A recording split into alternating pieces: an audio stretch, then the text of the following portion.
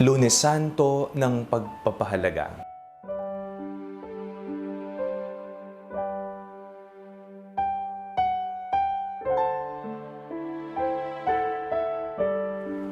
Ako po si Father Fiel Pareha at ito po ang ating segment, ang Daily Devotion, na kung saan tayo po ay magdarasal, magbabasa at magdinilay kasama ng salita ng Diyos sa buong taon.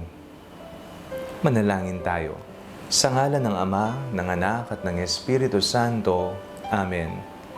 Halina, banal na Espiritu, liwanagan mo ang aming puso at isip nang maunawaan at maisabuhay namin ang iyong salita. Amen.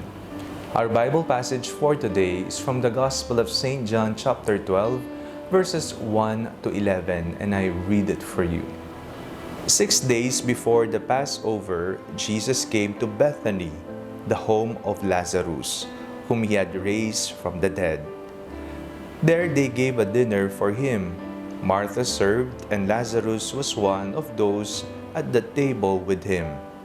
Mary took a pound of costly perfume made of pure nard, anointed Jesus' feet, and wiped them with her hair. The house was filled with the fragrance of the perfume. But Judas Iscariot, one of his disciples, the one who was about to betray him, said, "Why was this perfume not sold for 300 denarii and the money given to the poor?"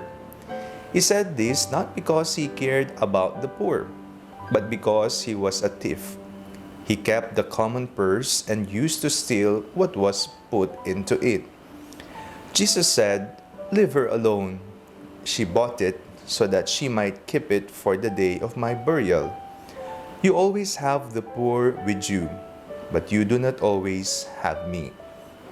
When the great crowd of the Jews learned that he was there, they came not only because of Jesus, but also to see Lazarus, whom he had raised from the dead. So the chief priests planned to put Lazarus to death as well, since it was an account of him that many of the Jews were deserting and were believing in Jesus. Napakasarap po sa pakiramdam na malaman na mayroong nag-aaruga sa iyo, nagpapahalaga sa iyo, nag-aalaga sa iyo. Ito po ay matingkad nating nakikita sa ating mga magulang, sa ating mga ina, na 9 na buwan na nagdala sa atin sa kanilang sinapupunan at habang tayo ay lumalaki, ibinibigay ang lahat ng ating pangangailangan. Ang pagmamahal ng Panginoon, katulad ng pagsasalarawan ni Propeta Isaías, ay katulad ng pagmamahal ng isang ina. Hindi malilimutan, hindi pababayaan. Ngayon po ay Lunes Santo. Ang ating pong binasang ebanghelyo sa araw na ito ay nagpapatunay kung papaanong tayong lahat ay maaring magpahalaga, mag-alaga, at magmahal sa ating kapwa. Napakinggan po natin kung papaanong nagdala ng mahal na pabango si Maria at ito'y ipinahid niya sa mga paa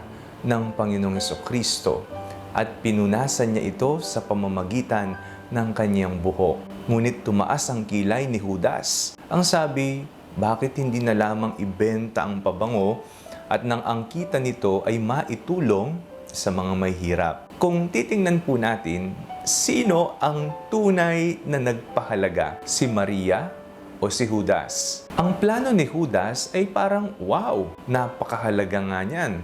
Tumulong tayo sa mga may hirap. Ibenta natin ang pabangong ito nang ang kita nito ay mapakinabangan ng mga nangangailangan. Ngunit may maitim na plano si Judas. At alam po natin kung ano ang kanyang maitim na balak. Ngunit si Maria, pinahalagaan niya ang kanyang pagmamahal sa ating Panginoong Jesucristo. Kaya nga ang best, ang mahal, ang pinakamaganda, pinakamabango ay para sa Panginoon. Kung titingnan po natin, ang tunay na nagpahalaga sa dalawa ay si Maria. Tayo pong lahat ay tinatawag upang ipaabot, i-express at patunayan ang ating pagmamahal sa isa't isa. Huwag tayong magpanggap na kesyo napakaganda ng ating mga salita. Mapapahanga natin ng iba. Parang ang ginagawa natin ay para sa kabutihan ng mga may hirap. Ngunit, may maitim na balak pala tayo, makasariling balak, personal na interes lamang. Ang tularan natin ay ang ugali ni Maria. Kung ano ang mahalaga, ibibigay sa pinakamamahal. Ibigay mo ang iyong sarili sa Diyos. Ibigay natin ang ating sarili para sa taong ating pinakamamahal. At huwag din nating kalimutang ibigay ang sarili, ibigay ang kaya sa Panginoon na unang nagpahalaga, nagmahal at nag-alaga sa ating lahat. Manalangin tayo. Panginoong Hesus, tanggapin mo ang aming pagmamahal. Alam po namin na ito lamang ang aming nakayanan. Naway sasapat na ito. Tanggapin niyo ito, hindi para madagdagan ng iyong pagkadiyos dahil hindi naman po namin magagawa iyon.